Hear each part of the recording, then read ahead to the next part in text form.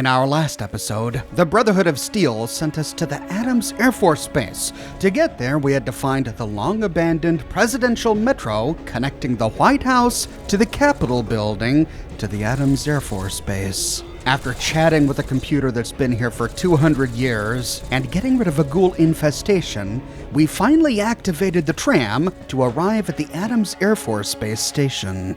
Stepping off the train, we climb up a staircase to the left. At the top of the staircase, we pass an average locked door and round a corner to bump into the Enclave. Meet your face! That was barely a fight. But a couple well-placed mini-nukes make quick work of them. Looks like they interrupted a battle between some ghouls and some pre-war robotic metro security. Stepping over their bodies, we can move north down a hallway to loot the corpses of the Enclave we just killed. At the end of the hall, we see a pathway to the left and a staircase to the north. Going down this small pathway, we see it rounds a corner back south. Turning south, we find a nook to the left. There's a pulse grenade and some microfusion cells on a table, a laser rifle and an Enclave crate on the ground, and a turret control system terminal, locked with an average lock. So it looks like we could have hacked this to have it turn on the Enclave. We see that it was a pre-war turret. The Enclave hacked this terminal before us to turn it on their side. Moving north, we pass more pulse grenades and microfusion cells on the ground, and we see that average locked door we passed by after getting off the metro. So since this does a full loop, we'll retrace our steps, turn north, go up the stairs, and open the big double doors to the Adams Air Force Base. On the other side of the door, we find ourselves on a lower level. Climbing 2 sets of stairs and under an awning, we arrive on the ground level as a squadron of vertibirds fly overhead. We discover the Adams Air Force Base entrance, and another vertibird off in the distance takes off. Despite the soldiers we just killed, they don't appear to be aware of our presence yet. Directly in front of us is a pre-war statue of an American jet flying off into the sky. It reminds us a lot about the crash jets we found in the Point Lookout DLC. Directly ahead of us is a large insignia, Adams Air Force Base. Interesting pre-war logo. There's a ruined army truck to the right, and we see that many of the entrances and exits are blocked off by force fields. So the presidential metro really was the only way to get in here. Turning around, we see some pods on support struts, but it's just then that we get attacked.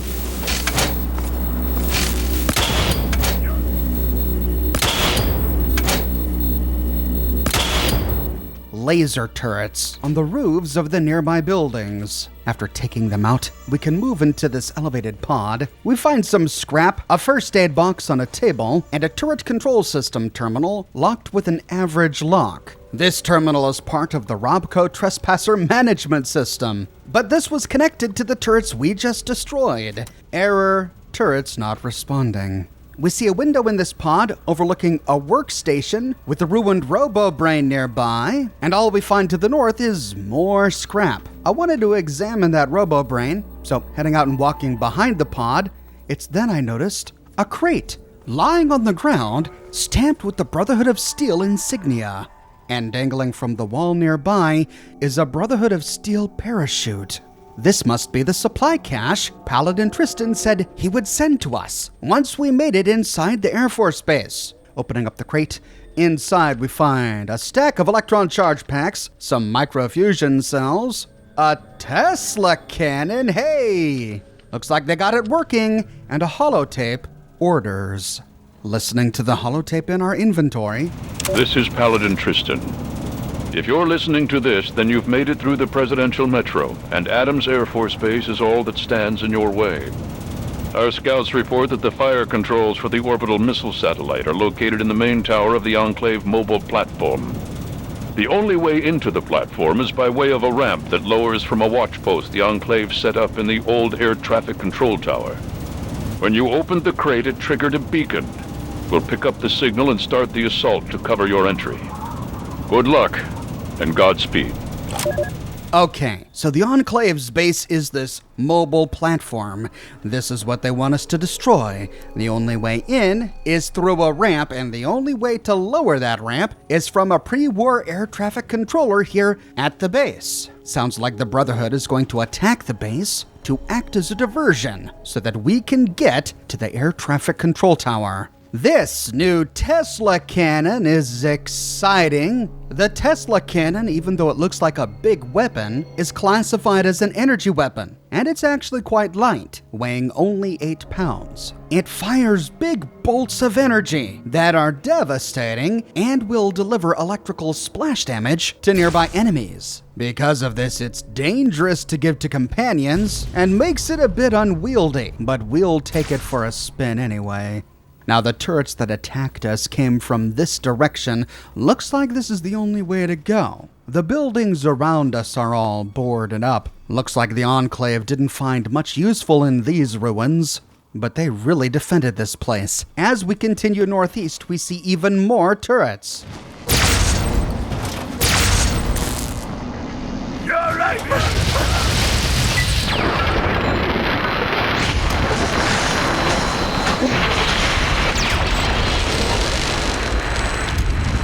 Adams Air Force Base is huge. A sprawling ruin, one of the largest single zones in the entire game. There's an enormous amount of stuff to explore here. We started down here in the lower left-hand corner. The ruins forced us up a road to the northeast, where we just killed those turrets and the Hellfire Trooper.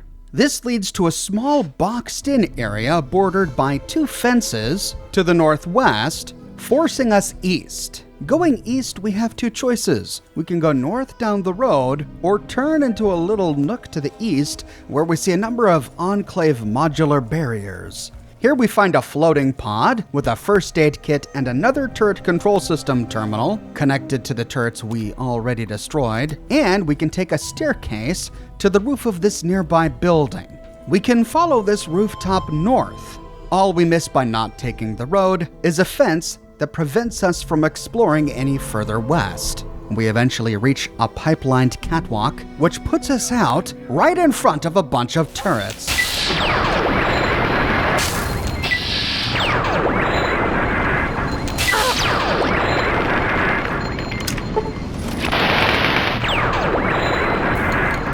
Turrets gone, we can peek over the northwestern edge. There's that fence that we can't open. Those houses have no doors. We can't explore them. We see a platform to the northeast. Uh-oh.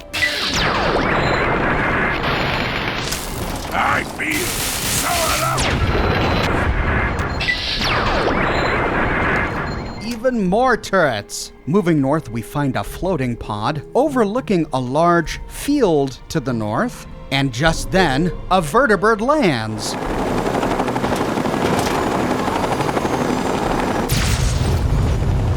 And the Tesla cannon can destroy a vertibird with 1 shot. That's not a bug. I didn't score a critical hit. That's the way the weapon's designed. It's decent against other enemies, but against vertibirds, it can take them down in 1 shot. Heading out of the mobile pod, instead of using the terminal to deactivate the turrets, we can take them out.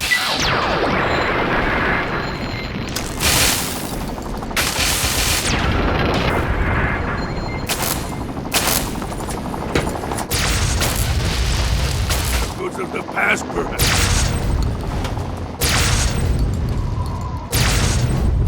From here, if we look east over the ledge, we see a green canopy with a little concrete nook just above it. If we leap upon the canopy, we find a mini nuke and a first aid box in this little nook.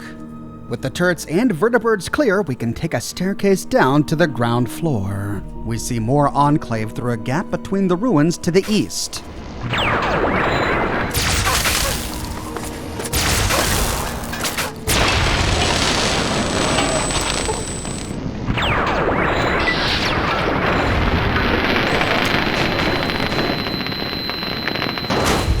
Having moved east, we see a bunch of hangars. The base continues off this way. This is the way we're supposed to go, but let's backtrack a little bit as we loot the Enclave bodies to make sure we didn't miss anything in this large area. This is where that vertibird was trying to land, but we blasted it out of the sky. In the northwestern corner, behind a parked truck, we find 2 ammunition boxes next to a number of pre-war destroyed robots. Perhaps these are all that remain of pre-war America's military robots that had been protecting Adams Air Force Base before the Enclave moved in. We find their wrecks even in the back of this military truck. Then, back to the landing area, we can take a staircase to climb to the rooftop of this other ruin. And this rooftop overlooks the hangars. And my God, this is overwhelming. There are a total of 10 hangars here. Moving north down the catwalk, we find a table. After looting an Enclave crate, some ammunition, and a first aid box on the table, we find an artillery switch next to a Sector 1 artillery note. From Enclave High Command, Artillery Order number 447, Sector 1.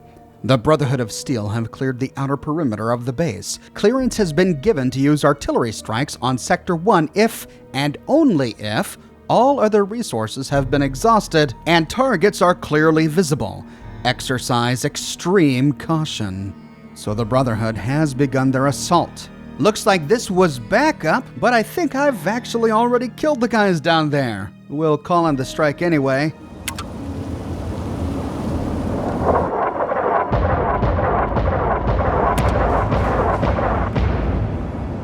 Cool. Wish I'd known about this earlier. Heading down the ladder, we can reach the ground and move towards the hangars. The 10 hangars are divided by 2 columns, with 5 in each column. When coming down from the rooftop, we see 2 hangars immediately south of us. These are hangars 4A and 4B, but they're blocked off and we can't access them. Directly south of these are 5A and 5B, but we also likewise can't access them. Facing east, we see that the Enclave has erected large blue energy barriers keeping us from the runway. We will eventually find our way to the runway, but we have to travel through the other 6 hangars before we find a gap in the energy barrier. So we'll head north. We see vertibirds fly by. And Enclave attack from Hangar 1A. Heading inside Hangar 1A, we find the Deathclaw pen door terminal on the wall locked with a hard lock. After hacking it, we find an option to unlock and open the pen door. Oh, but this was counterproductive. Despite still carrying the Deathclaw control scrambler that Scribe Valancourt gave us, this Deathclaw had yet to be mind controlled, so it didn't work on him.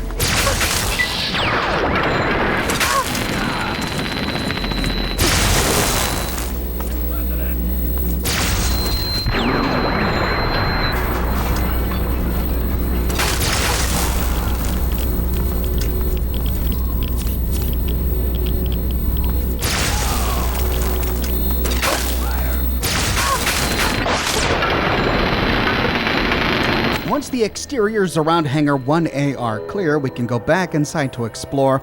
Lots of containers, 2 first aid kits on a shelf. We can climb some ladders to the top of these Deathclaw pens. We see that the Enclave were dropping raw flesh into the pens. Heading out of Hangar 1A, we can move directly east to explore Hangar 1B. We see that 1B is a bit of a storage hangar. There are a number of shelves covered in all sorts of goods. Some big machinery in the middle. It was then I heard someone but didn't see anyone. Moving west, we see a gap in the wall. Fall back! It was an Enclave scientist. On the scientist's body, we find a finger, so I don't feel too bad, a Flamer Fuel Stash holotape, and the Flamer Stash container key. Listening to the holotape. Little sister, I've stashed away a considerable amount of fuel behind the small building west of the air traffic control tower as you requested. The container's tucked away under some barrels and tires. And no, I couldn't safely confiscate an incinerator for you. That's your job. I took too big a risk hiding that fuel for you in the first place. If you do come across an incinerator, please be careful. Anyway, they're shipping me out to some relay station far west of here in the wasteland. I'm afraid I won't be seeing you for a while. Take care, and good luck in all your endeavors. Your big brother.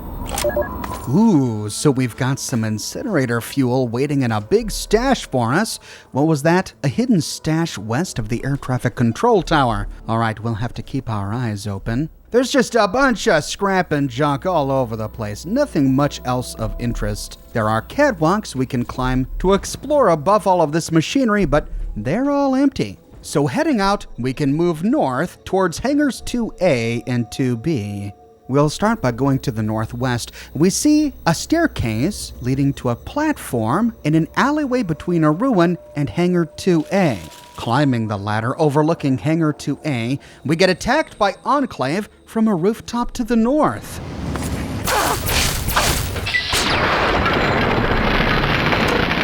Instead of going to that rooftop, we can take this staircase all the way down to the ground. I wanted to explore Hangar 2A first. On the ground, we find a first aid box lying against a wall and a teddy bear inside a tub hiding a bunch of plasma grenades.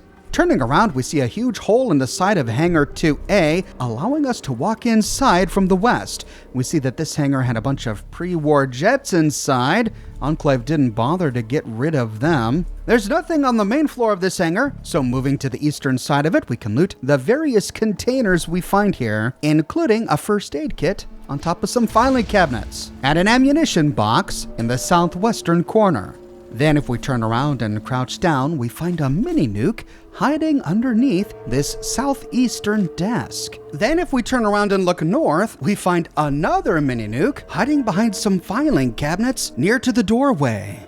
But that's it for Hangar 2A. We can't go south, we can't go east. So turning around, we can go back out the hole in the wall and we have to move south to round a corner and explore Hangar 2B. We find Hangar 2B mostly empty. We killed all of the Enclave that poured out of here. Lots of desks and filing cabinets. Must have been an administrator place. We see a bedroom in one of these wrecked rooms. We can sleep in this bed. And inside the footlocker at the end of the bed, we find a stash of caps. In the center of this hangar, we see more Deathclaw cages and blood all over the ground.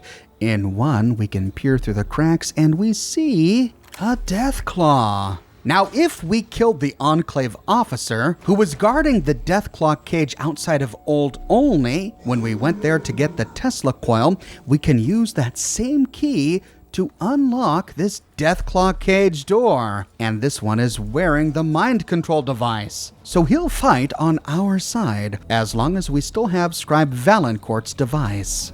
On the Deathclaw cage platform, we see a bunch of blood packs on some of the nearby metal shelves. Then if we turn around and look west, we see a mini nuke standing atop two stacked crates.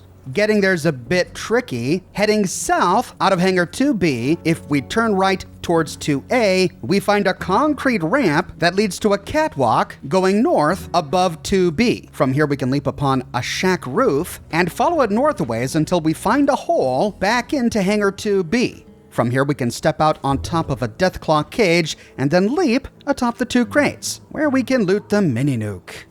Moving out of Hangar 2B, we can head north towards Hangars 3A and 3B, but then we get attacked by Enclave out of 3B.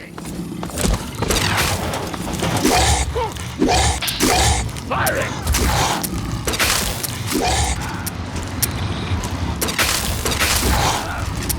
Your time here is over!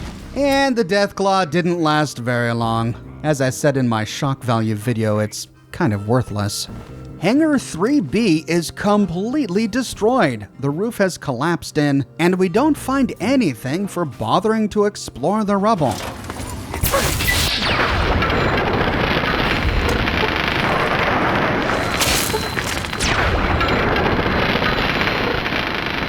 Directly west from 3B is Hangar 3A, but this one is all boarded up. We can't get inside to explore it. Looks like all we have to do now is go north, where we see the traffic control tower. But first I wanted to explore that platform that we bypassed earlier. So heading back to that staircase by 2A, we can climb to the platform above, where we find more Enclave.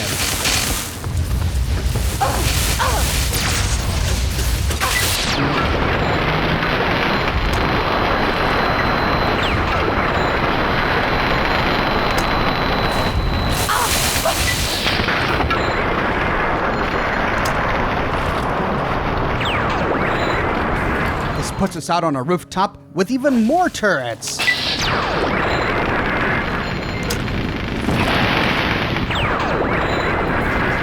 Oh, and then some vertebrates fly by. This doggone thing is too slow. Can I get it? No. Probably should have used VATS. However, we find another button here. And next to it, the Sector 2 artillery notice. But we see that the notice reads exactly the same. So, pushing the button.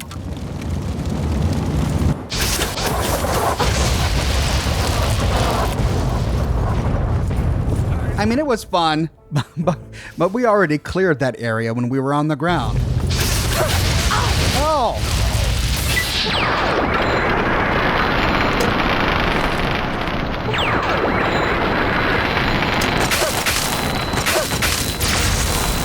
That's who was firing at me. I was wondering why I was getting drenched in fire. A Hellfire Trooper with a flamer in the floating pod behind me. Daggone it. Inside the floating pod, we find a first aid kit on a table and another turret control terminal. But by now I've destroyed all the turrets. So, continuing north, we see that this rooftop ends. All we can do now is take a staircase down to the ground floor. At the bottom of the stairs, if we immediately turn around, we find a small alleyway leading into the ruin. The alleyway twists and turns and ends at a staircase that brings us up a couple of floors to a hidden concrete ledge. Here we find the body of an Enclave soldier. There's a Ripper on the ground next to him. He has some psycho. He's surrounded by 3 first aid kits and an ammo box. On his body, we find the Enclave soldier log number 1. Where is it? Where is it? God damn it, where's... There we go. Yes. Prime, you big son of a tin bitch, you're gonna die. What? You kidding me? Already? Okay. Lot of shit going on. Prime, you better be there, you bastard. Shit. How is this thing on? So this was one of the soldiers that targeted Liberty Prime before destroying it. And from all appearances, he was high on psycho at the time. Looks like after destroying Liberty Prime, he came back to his little hidey hole here, accidentally OD'd. Moving out of the alleyway and turning north, we find ourselves standing directly before air traffic control. And we remember what we heard on Big Brother's holotape to Little Sister. His stash was hiding under some barrels just west of the air traffic control tower. So heading that way, sure enough, we find an alleyway back here. And at the end of the alleyway, hey, a bunch of barrels. Guess we gotta move them. Move barrels. Move it. Hey, look at this. An Enclave crate. And the key fits. Inside, we find 400 units of flamer fuel. Wow, that's a whole lot of flamer fuel. Wonder if we'll get an opportunity to use it. Continuing down the alley puts us out on the other end of this big concrete structure. We are now northwest of the air traffic control tower. On this northern side, we find a ladder that allows us to climb to the roof of air traffic control, where we find some turrets.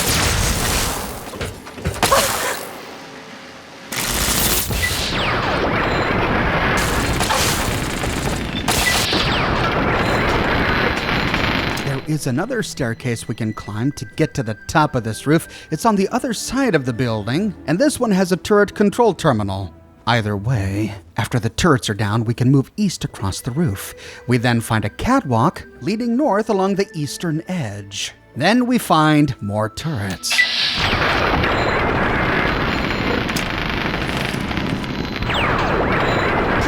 Turning around, we see the mobile base crawler on the runway. The runway has huge holes and craters, likely from when the bombs dropped 200 years ago. We see Enclave fortifications, sandbag barricades, and modular barriers, but before we head down there, we can turn around and walk up some steps to enter the air traffic control tower. Once inside, we see a staircase going up and a path to the left and right. Going right, we find a number of cubicles, and then... Prepare for your death! So alive! After killing the sentry bot, we can walk around. Looks like this is a big loop around this central staircase column. Nearby, we find a lunchbox next to a sniper rifle, a few containers going all the way around until we get back to those stairs. But going back around towards the sentry bot again, we didn't get to explore it because of the sentry bot. We find a first aid kit on a bookshelf right out front. Then in one of the cubicles, we find a first aid kit on a wall, a teddy bear on the desk, and a Nuka-Cola Quantum under the desk. There is a bathroom over here, but it's mostly empty. Near to where we killed the sentry bot, we find a staircase going down, but it's caved in with rubble, so that leaves nothing left than to go up the staircase. After looting a first aid kit on a wall, we can climb to the very top until we find a door that leads back outside. We find ourselves inside air traffic control. We see the mobile base crawler just off to the southeast. Just then, 3 vertibirds fly in from the northwest.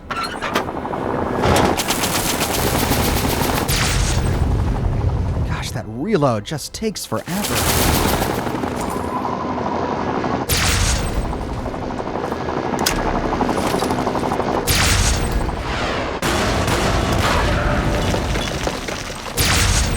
Also, I could aim better. Got one at least. With the vertibirds gone, we can read the nearby Enclave Field Research Terminal.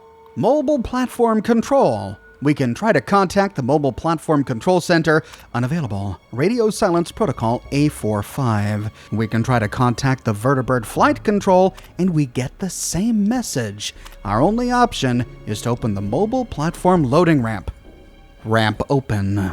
I didn't see anything physically happen to the mobile platform over there, but looks like we gotta climb down to get inside. Heading inside and all the way back down, we can step back out to the roof of the flight control tower, then take the stairs down back to the runway. Heading down from air traffic control, we can loot a number of crates and containers behind some barricades here. Then we can move east to the runway. As we walk towards the mobile base crawler, we see Enclave forces firing upon someone to the south. Moving south down the runway, why, these are Brotherhood forces. Oh, we can't let them die. Time to pull out the sniper rifle.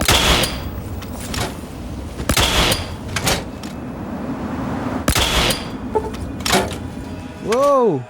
Oh, okay.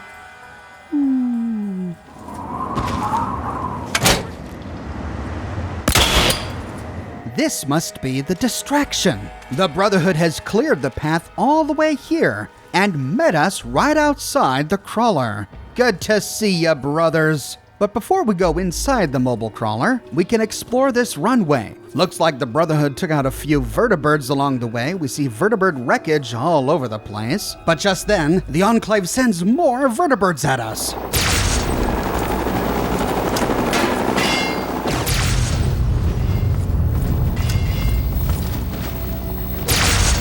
I always seem to get one. Turning west, that's the rooftop next to the presidential metro where we came from. These are the hangars that we explored as soon as we got to this part of the base. But it looks like the force fields are still in place. We can explore the trucks we find here. We don't find much, though in one we do find 3 ammo canisters. Then continuing south, we see hangars 5A and B, but with the force fields in place, we can't go over there to explore them. As we reach the end of the runway, we see that this is the end of the Air Force Base. All that's left are a bunch of trees. This part of the base is surrounded by a large concrete wall. We can cross the runway to the east to see what's over here. As we get closer, we see a building covered in turrets. We can crouch down next to this crater to take them out.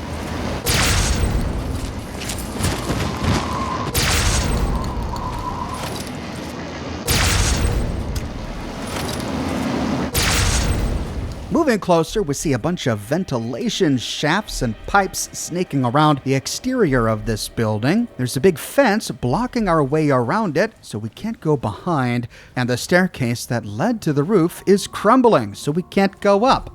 But the door to this building is still functional. As we get closer, we discover the Adams storage facility.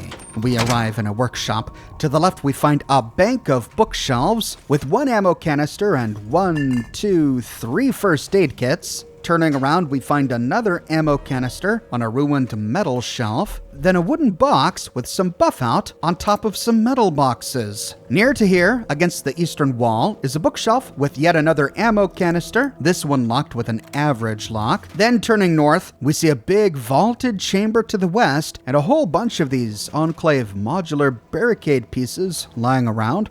Moving west, we can go down to this ground floor. Oh, turret! Heading down and turning left, we find a rapid torch flamer lying on a shelf. And next to it are some .308 caliber rounds, a stack of missiles, a stack of flamer fuel, some mini nukes, a Nuka-Cola Quantum, and 3 regular Nuka-Cola. This rapid torch flamer is a unique item. It has exactly the same stats as a regular flamer. The difference is that its firing animation is much shorter. Instead of having to fire up when pressing the trigger, it burns immediately. This gives us greater control over our ammunition. Each click consumes 1 piece of fuel. With this weapon, we can not only get into the battle much more quickly, but we don't waste excess fuel. It's then we notice a pile of skeletons on the ground of this warehouse. They're at the bottom of the stairs. How do we explain this? Well, perhaps these are the remains of wastelanders and scavengers who were occupying the airbase before the Enclave moved in. Perhaps they killed them and dumped them here. Or perhaps they were pre-war airbase workers who were working in this facility when the bombs dropped. Maybe the turrets somehow turned on them and is responsible for killing them all.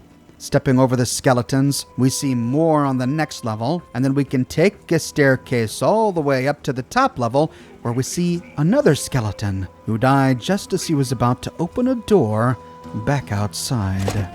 The door puts us out to the rooftop. Moving forward, we see a toppled over radio antenna and the remains of that staircase that we saw from outside. We can use it to hop on down safely to the ground. Now, with the airbase clear and the Brotherhood here to back us up, all we have left to do is to walk up the ramp and enter the mobile base crawler. But I'm all out of time.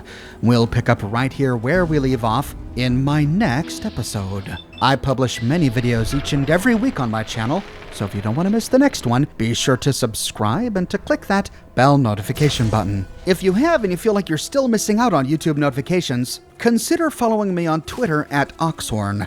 I update Twitter manually with every new piece of content that I publish. I have a brand new shirt in the shop, Lion's Pride. The Brotherhood does its best, but sometimes it takes a little something special. That's where Lion's Pride comes in.